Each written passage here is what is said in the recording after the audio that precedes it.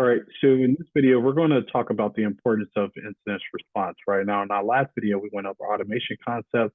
And in this video, we're going to talk about the importance of incident response, the initial phases, and the later phases of incident response as well. So the first thing we want to go over is the communication plan, right? And I'm just going to read a little bit here. So an incident response plan must include a communication plan which allows the incident response team to communicate with the right stakeholders, right? So we're going to, along with the stakeholders, also the communication plan must also focus on delivering the correct message promptly, right? So what we're going to do is just view a sample incident response plan, and what that plan is, it's just a process that the organization uses to handle a cybersecurity attack or breach. So let's actually take a look at the file explorer.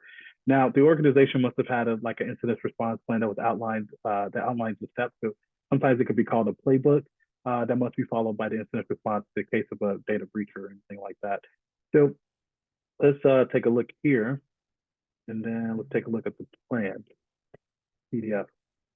And when we browse through here, the sample document just shows us a few things, right? So it shows us like the team involved in the event of the data breach, right?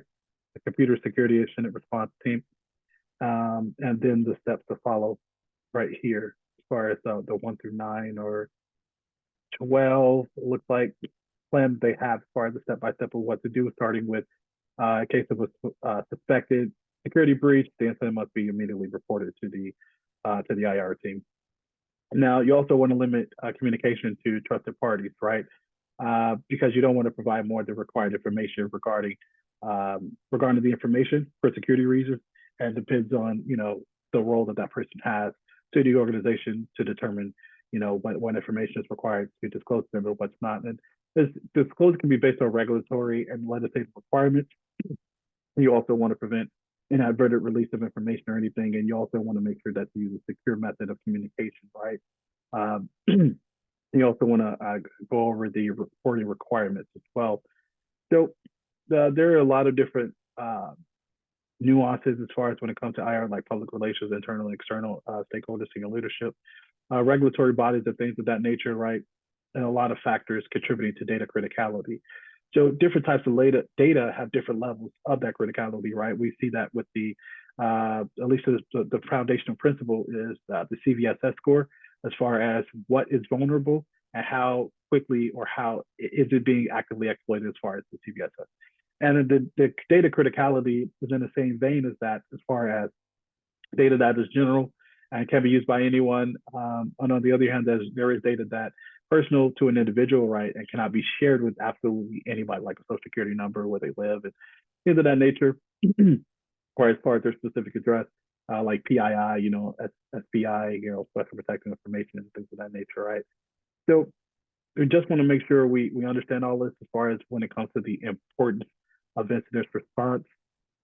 And now we're going to get into now the initial phases of incident response. All right, so after an incident is over, right, and it has been closed successfully, a lot of things need to happen, right? So these are known as post-incident activities, right, and which outline the entire incident, when it initially took place, how long they were there, and things of that nature. What was the solution used to eradicate, well, what is supposed to be there. And it just helps you gain more insight, right, to improving areas in the infrastructure. As I mentioned a few videos ago about network infrastructure and security network infrastructure. But just want to go over a few things as far as evidence retention, lessons learned report, the change control process, the IR plan update, and your summary report. And of course, I don't want to say it's the most important, but fairly important, the indicator of compromise, as far as how we were able to identify what was going on to begin eradicating, right? And then also your monitoring, right? So what we're going to do is take a look at a sample incident response report, and it's just going to give details about the incident that occurred, the course of action that was taken in the incident response, and the analysis of the incident as well. So let's take a look here. And then let's see. Oh, I'm in the wrong server. That's why. That's why. Right.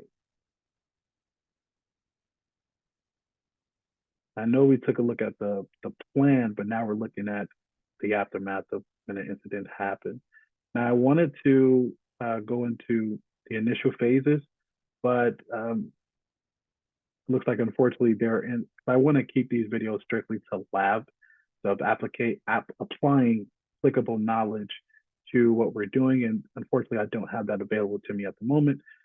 Still went ahead and bypassed that just in case you caught that towards the you caught that earlier in the video, and we're going basically pretty much after the incident actually happened.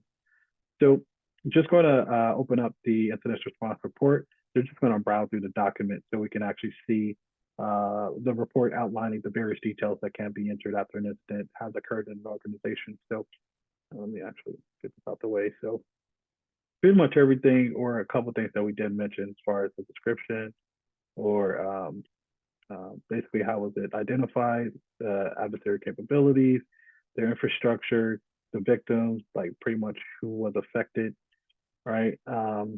Detection, how do we do it? How do we catch them? Things of that nature, right?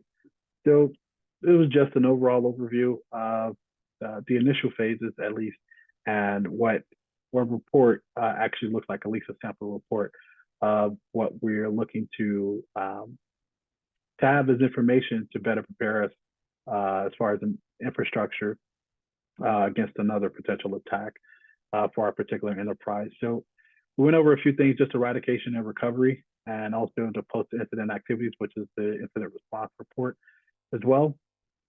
And on the next video, we're going to be going over a few things. We're actually going to be going over host-related incident compromise indicators. So I'll see you there.